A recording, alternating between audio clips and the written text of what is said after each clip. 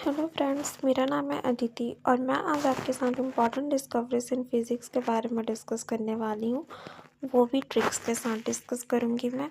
यहाँ पे मैंने डिस्कवरीज की लिस्ट में और साइंटिस्ट की लिस्ट में ब्लैक और ऑरेंज कलर से जो अंडरलाइन किए हैं, मैंने उसी से ट्रिक्स बनाया है, इसीलिए मैंने अंडरलाइन किए हैं। ठीक है, तो चलिए शुरू करते हैं। पहले लॉस ऑफ मोशन, इसके साइंटिस्ट थे न्यूटन और इसकी डिस्कवरी कब की गई थी? 1687 में। आप या तो लॉस ऑफ मोशन ले लीजिए या फिर ग्रेविटी ले लीजिए। दोनों के ही साइंटिस्ट कौन थे? न्यूटन ही थे। या आप 9-10 से पढ़ते आ रहे हैं, ये मुझे आपको बताने की ज़रूरत नहीं थी, लेकिन फिर भी मैंने आपको बताया क्योंकि ये टॉपिक ही उसके ऊपर है। ठीक है, अब नेक्स्ट है एटम। एटम के जो साइंटिस्ट थे वो थे जॉन डाल्टन। इसकी डिस्कवरी जब हुई थी वो टाइम था 1808।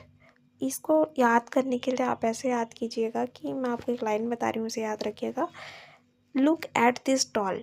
एट से आपका होगा एटम, डॉल से होगा आपका डाल्टन। ठीक है ना? Look at this doll. At से क्या बताया मैंने? एटम।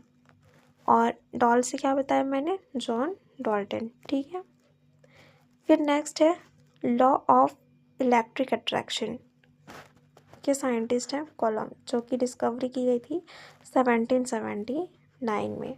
अब इसको याद करने के लिए आप इसमें कॉलम में ओम वर्ड याद रखिएगा और लॉ ऑफ इलेक्ट्रिक अट्रैक्शन में अट्रैक्शन वर्ड याद रखिएगा। जब आप ओम का उच्चारण करते हैं, मेडिटेट करते हैं, तो जिस चीज़ के लिए आप फोकस करना चाहते हैं, मतलब जिस वर्क के लिए आप फोकस करना चाह रहे हैं, वहाँ पे जिस वर्क के लिए आप इंटरेस्ट लाना चाह रहे हैं या फिर मन की शांति के लिए भी कर रहे हैं, तो ओम का उच्चारण करते हैं तो आपका क्या बढ़ता है? अट्रैक्शन बढ़ता है। एक पर्टिकुलर चीज़ पे इंटरेस्ट आती है, फोकस होता है, तो अट्रैक्शन से ओम आप कनेक्ट कर पा रहे हैं। मैं भी आपको एक्सप्लेन कर रही हूँ, उस चीज़ को ट्रिक से समझाने की कोशिश कर रही हूँ। तो कॉलम में ओम आ रहा है। और law of electric attraction, electric attraction, attraction.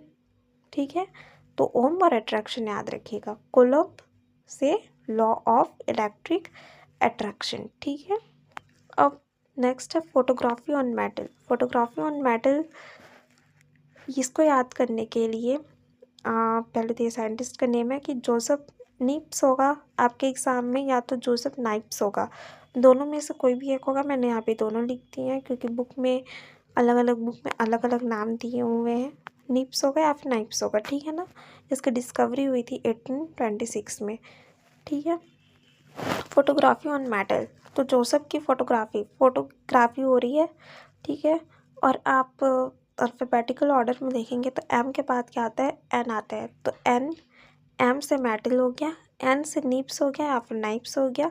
तो जोसेफ निप्स, जोसेफ नाइप्स, जो भी आप ले लीजिए, उसकी फ़ोटोग्राफी हो रही है। ठीक है, फोटोग्राफी ऑन मेटल किसकी हो रही है? जोसेफ निप्स की या फिर जोसेफ नाइप्स की।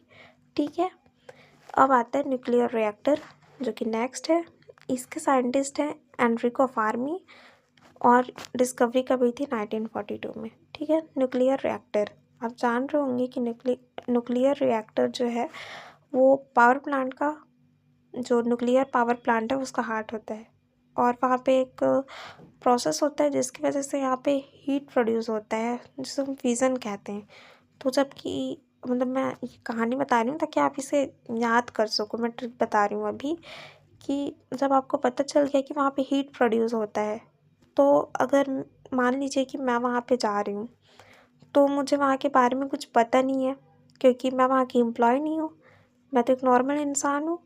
तो अगर आपको पता है कि मैं एक नॉर्मल इंसान हूँ, अगर आपको पता है कि वहाँ पे हीट प्रोड्यूस हो रही है, वहाँ पे बहुत खतरा है, न्यूक्लियर पावर प्लांट है वो, तो मुझे वहाँ के बारे में कुछ नहीं पता, तो आप मुझे वहाँ जाने से क्या करेंगे? रोकेंगे। रोकेंगे ना कि नहीं रोकेंगे? है ना, रोकेंगे ना। तो एनरिको फार्मी, एनरिको फार्मी, रिको से होगा रोको, रोको न्यूक्लियर पावर प्लांट में आप किसी को जाने से रोक रहे हैं, ऐसे याद कर लीजिए। तो न्यूक्लियर रिएक्टर से एनरिको फार्मी। ठीक है, 1942 में हुआ था। अब आते हैं वायरलेस टेलीग्राम। इसके साइंटिस्ट जो थे वो थे मार्कोनी, मार्कोनी जी थे। ठीक है, जो कि डिस्कवरी हुई थी 1901 में। अब वायरलेस टेलीग्राम, टेलीग्राम मतलब ये मत समझ लीजिएगा कि जो हम टेलीग्राम चलाते हैं, ठीक है ना, वो टेलीग्राम नहीं है यहाँ पे ये। अब इसको याद करने की ट्रिक ये है कि आप जब लेट नाइट अपने फ्रेंड से बात कर रहे हो ईयरफोन लगा के, ठीक है ना, तो ईयरफोन में अगर किसी फ्रेंड से बात कर रहे हो तो वैसे माइक मुंह के पास रख के बात करना पड़ता है ईयरफोन में, है ना। तो आपकी मम्मी ने आपको देख लिया लेट नाइट बात करते हुए आपके फ्रेंड के साथ, ठीक है, तो वो वहाँ पे क्या करती हैं, आपको मारती हैं कि तुम इतनी रात को बात कर रहे हो, है ना। तो फिर आप उसके नेक्स्ट डे क्या करते हो कि आप वायरलेस लेके आ जाते हो। वायरलेस वो क्या आता है, एक बर्ड आता है ना, क्या बर्ड बोलते हैं उसको, ईयरबड बोलते हैं, हाँ। तो ईयरबड लेके आ जाते हैं आप, फिर आप उससे बात करते हैं तो आपकी मम्मी को पता नहीं चलता, तो आप नेक्स्ट डे मार नहीं खाते हैं। तो वायरलेस टेलीग्राम से आप कनेक्ट कीजिए कि आप जब आपके पास वायरलेस वो नहीं था, ईयरफोन नहीं था या फिर बात करने का कुछ वो नहीं था, तो आप अपनी मम्मी से मार खाए थे और नेक्स्ट डे जब आप ईयरबड लेके आ गए तो फिर आपको मार नहीं पड़ी। तो जब वायरलेस आपके पास आया तो आपको मार नहीं पड़ी। तो वायरलेस टेलीग्राम की डिस्कवरी किसने की थी, साइंटिस्ट मार्कोनी ने की थी 1901 में। फ्रेंड्स, इस वीडियो में और लंबा नहीं कर सकती, मैं शायद आपको समझाने में सफल रही होंगी। और अगर आपको इसका पार्ट 2 चाहिए, अगर आपको थोड़ा सा भी समझ आया होगा तो आप मुझे कमेंट में प्लीज़ बताइएगा। और